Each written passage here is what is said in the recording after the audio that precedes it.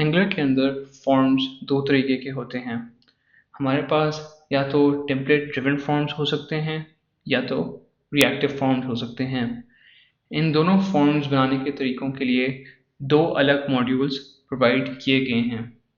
ये मॉड्यूल्स हमें two way data binding, change tracking, validation और एरर हैंडलिंग के साथ मदद करते हैं। जैसे नाम के अंदर है, टेम्पलेट ड्रिवन फॉर्म्स का ज़्यादातर कोड टेम्पलेट या HTML के अंदर लिखा जाता है। हम इस मॉड्यूल के अंदर जो डायरेक्टिव्स अवेलेबल हैं उनको इस्तेमाल करते हुए सारी वैलिडेशन, एरर हैंडलिंग और डेटा बाइंडिंग की फंक्शनैलिटी को कन्फिगर कर सकते हैं। यहाँ पे हमारे पास एक सैम्पल टेम्पलेट ड्रिवन फॉर्म मौजूद है। सबसे पहली चीज़ जो टेम्पलेट ड्रिवन फॉर्म्स के अंदर होती है वो हमें डिफाइन करना होता है एक फॉर्म का टैग। उस फॉर्म के टैग के अंदर हम एक टेम्पलेट रेफरेंस को डिफाइन करते हैं। ये फॉर्म का नाम होता है। इस टेम्पलेट रेफरेंस को हम लोग एक स्पेशल डायरेक्टिव असाइन करते हैं जिसका नाम है ng फॉर्म। ये एंगुलर को बता देता है कि ये जो फॉर्म का ऑब्जेक्ट है ये एंगुलर का टेम्पलेट ड्रिवन फॉर्म है। अब इस फॉर्म के अंदर जब भी मैं इनपुट्स बनाऊंगा तो वो पहचान लेगा और उनको फॉर्म के साथ अटैच कर देगा। फॉर्म को HTML के अंदर बिल्कुल नॉर्मल तरीके से ही बनाएंगे, मगर हम लोग उनके अंदर एडिशनल एट्रीब्यूट्स को डाल देंगे। यहाँ पे हमारे पास एक नया एट्रीब्यूट मौजूद है ng मॉडल के नाम से। ये हमारी टू वे डेटा बाइंडिंग के अंदर मदद करता है। अगर हमारे पास एक मॉडल कंपोनेंट फाइल के अंदर मौजूद है तो हम उसकी प्रॉपर्टीज़ के साथ इस इनपुट को बाइंड कर सकते हैं। अगर मैं चाहता हूँ कि मैं अपने फॉर्म को किसी मॉडल के साथ बाइंड ना करूँ बल्कि इस फील्ड को फॉर्म के एक प्रॉपर्टी में रखूं और एंड में फॉर्म को इस्तेमाल कर लूं, तो उसके लिए मैं सिर्फ यहाँ पे ng मॉडल भी डिफाइन कर सकता हूँ।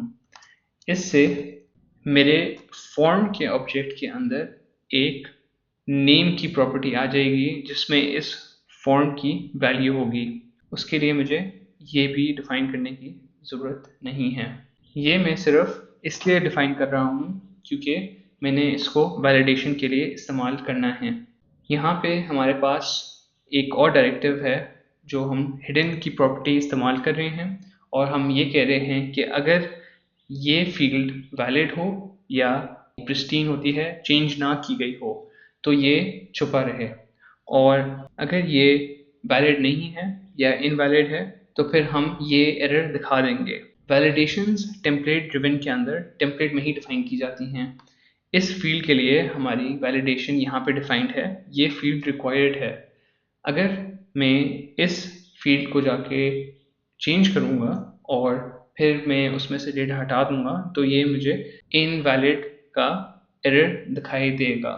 इसको अगर हम टेस्ट करें तो अभी मेरे पास नेम इज़ रिक्वायर्ड का एरर नज़र नहीं आ रहा। मैं इसके अंदर कुछ डेटा डालता हूँ और अब डेटा रिमूव करता हूँ।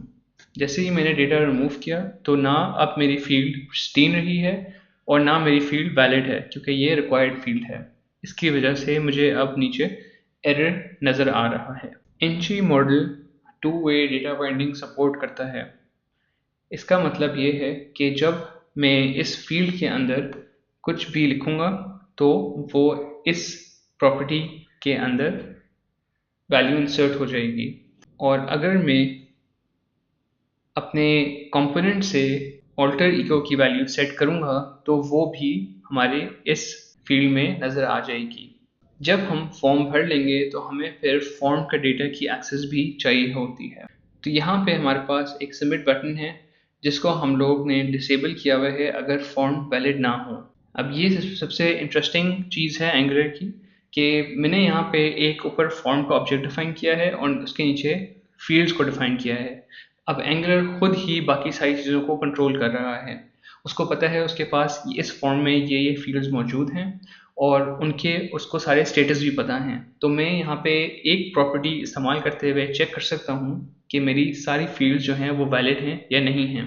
इसी तरह से मैं जो मेरा टेम्पलेट वेरिएबल है यहाँ पे हीरो फॉर्म का, इसके ऊपर ये एक फॉर्म का ऑब्जेक्ट है, तो इसके ऊपर मैं रीसेट का फंक्शन कॉल कर सकता हूँ और वो मेरे पूरे फॉर्म को रीसेट कर देगा। इस फॉर्म को जब हम सबमिट करना चाहेंगे तो ng submit का डायरेक्टिव इस्तेमाल करेंगे। ये इस एग्जाम्पल में ऑन सबमिट का फंक्शन कॉल करता है। इस पॉइंट पे अगर मैं चाहूँ कि मैं अपना सारे फॉर्म का डेटा भिजवाना चाहता हूँ, अगर मैंने उसको किसी मॉडल के साथ लिंक नहीं किया हुआ, तो मैं यहाँ पे हीरो फॉर्म का वेरिएबल पास कर सकता हूँ और उससे मेरे कंपोनेंट को मेरे सारे फॉर्म का डेटा मिल जाएगा और मैं फॉर्म डॉट नेम या form dot alter ego use करते हुए डेटा एक्सेस कर सकता हूँ। ये हम लोग तब इस्तेमाल करते हैं जब हमारे पास छोटे स्टैटिक फॉर्म्स होते हैं और हमें सिर्फ कुछ डेटा कलेक्ट करके अपने कंपोनेंट के अंदर अवेलेबल करना होता है। अगर हमने उस डेटा के साथ डायनामिक इंटरेक्शन करना हो, उसके ऊपर चेक्स लगाने हों, उससे HTTP रिक्वेस्ट करनी हो, तो फिर हम लोग ng मॉडल को इस्तेमाल करेंगे। रिएक्टिव फॉर्म्स जो हैं वो टेम्पलेट ड्रिवन से थोड़ा से मुख्तलिफ हैं। इसके अंदर हमारा ज़्यादातर कोड जो है वो हम लोग डिफ़ाइन करते हैं कंपोनेंट के अंदर। इससे हमारे पास फुल कंट्रोल आ जाता है फॉर्म का। रिएक्टिव फॉर्म्स का सबसे बड़ा एडवांटेज ये है कि हम उनको इस्तेमाल कर सकते हैं जब हमारे पास कोई डायनामिक फॉर्म्स हों। डायनामिक फॉर्म्स का एक अच्छा एग्जांपल हमारी शॉपिंग कार्ट है। जब हम लोग शॉपिंग कार्ट के अंदर चीज़ें डाल रहे होते हैं तो वो फॉर्म बढ़ता जाता है और जब हम उसमें से प्रोडक्ट्स रिमूव करते हैं तो वो छोटा होता जाता है। तो इस सिनेरियो में हमारे पास रिएक्टिव फॉर्म इस्तेमाल होगा क्योंकि हमें डायनामिकली उसमें फील्ड्स ऐड करनी होंगी और रिमूव करनी होंगी। ये एक एग्जांपल है रिएक्टिव फॉर्म का।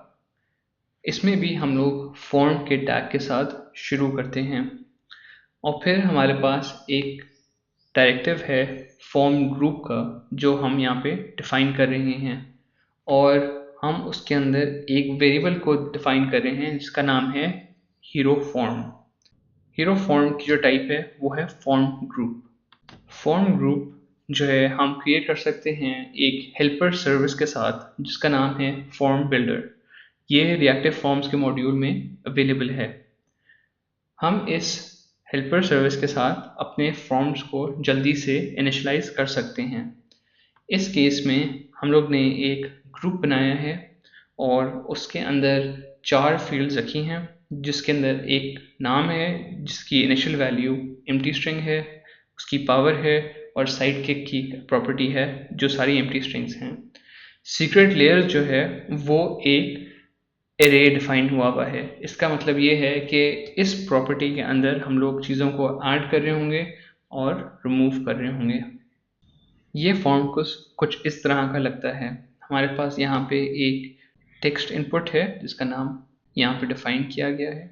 यहाँ पे हमारे पास उसकी सुपर पावर के लिए रेडियो बटन है और यहाँ पे एक चेक बॉक्स है और यहाँ पे हमें इस फॉर्म की वैल्यू नज़र आ रही है। अगर मैं इसके अंदर कोई भी चीज़ सेलेक्ट करता हूँ तो वो यहाँ पे अपडेट हो जाती है। मगर हम लोग इंटरेस्टेड हैं इस सीक्रेट लेयर्स की प्रॉपर्टी के अंदर। इसको हमने डिफ़ाइन किया हुआ है एज एन एरे। तो अब जब मैं इसके अंदर जाऊँगा तो यहाँ पे ये एक नया फॉर्म ग्रुप को इनिशियलाइज कर देगा और जब इसके अंदर मैं डेटा डालूँगा तो वो हमारे पास यहाँ पे नज़र आ जाएगा। तो इस तरह फॉर्म एरे और फॉर्म ग्रुप्स की कॉम्बिनेशन के साथ हम बहुत बड़े फॉर्म्स को एंगुलर के अंदर बना सकते हैं और डायनामिकली मेंटेन कर सकते हैं। वापस HTML के अंदर हमें कुछ चीज़ों को बताना होता है कि कौन सी फील्ड कहाँ पे है। तो उसके लिए हम लोग ने फॉर्म ग्रुप को ऑलरेडी बता दिया है कि इस फॉर्म ग्रुप के साथ बाइंड करना है। उसके बाद हमें इनपुट्स को भी बताना होता है। इसके लिए हमारे पास होता है फॉर्म कंट्रोल नेम और ये वो प्रॉपर्टी लेता है जो हमारे फॉर्म ग्रुप के अंदर डिफाइंड नाम हमने रखा हुआ है। यहाँ पे हमारे पास नेम की प्रॉपर्टी है और वो इस कंपोनेंट के अंदर इस नेम की प्रॉपर्टी के साथ बाइंड कर देगी। यहाँ पे हमारे पास जो फॉर्म अरे है वो डिफाइन किया गया है। इसके अंदर हमें नज़र आ रहा है ng4 का इस्तेमाल जो लूप करता है और हम उसके अंदर जितने भी कंट्रोल्स होते हैं इस वेरिएबल के अंदर, उनके ऊपर हम लूप करते हैं और उनके लिए एक नया फॉर्म ग्रुप क्रिएट कर देते हैं। इससे जब हम मल्टीपल एड्रेसेस डालना चाहेंगे तो वो बड़े आराम से ऐड हो जाएंगे। अभी हमने इस एग्जांपल में एक एड्रेस डाला था। अगर मैं यहाँ पे क्लिक करके दूसरा एड्रेस डालूँ तो हमें यहाँ पे नज़र आएगा कि अब इसमें 2 ऑब्जेक्ट्स आ गए हैं, और इसी तरह ही मैं इनको रिमूव भी कर सकता हूँ अगर मैं चाहूँ। रिएक्टिव फॉर्म्स में हम वैलिडेशन भी कंपोनेंट के अंदर रखते हैं। इससे हम लोग वैलिडेशन को भी डायनामिकली कंट्रोल कर सकते हैं। वैलिडेशन डालने के लिए हम यहाँ पे अगर एक एरे डाल दें तो उसके अंदर पहला जो एरे का वैल्यू होगी वो उसकी डिफ़ॉल्ट वैल्यू होगी, और अगर हम लोग कॉमा करें उसके बाद हम लोग यहाँ पे इसके वैलिडेटर्स को डाल सकते हैं। हमारे पास बहुत सारे बिल्ट इन वैलिडेटर्स मौजूद हैं, जिनमें से ईमेल वैलिडेटर और नंबर, रेंज और रिक्वायर्ड के वैलिडेटर्स बिल्ट इन अवेलेबल होते हैं। इस केस में हम लोग ने नेम की फील्ड को validators डॉट रिक्वायर्ड की प्रॉपर्टी दे दी है। इसका मतलब ये है कि ये फील्ड रिक्वायर्ड होगी। ये वैलिडेशंस जो हैं ये सिर्फ एंगुलर के अंदर रहते हैं।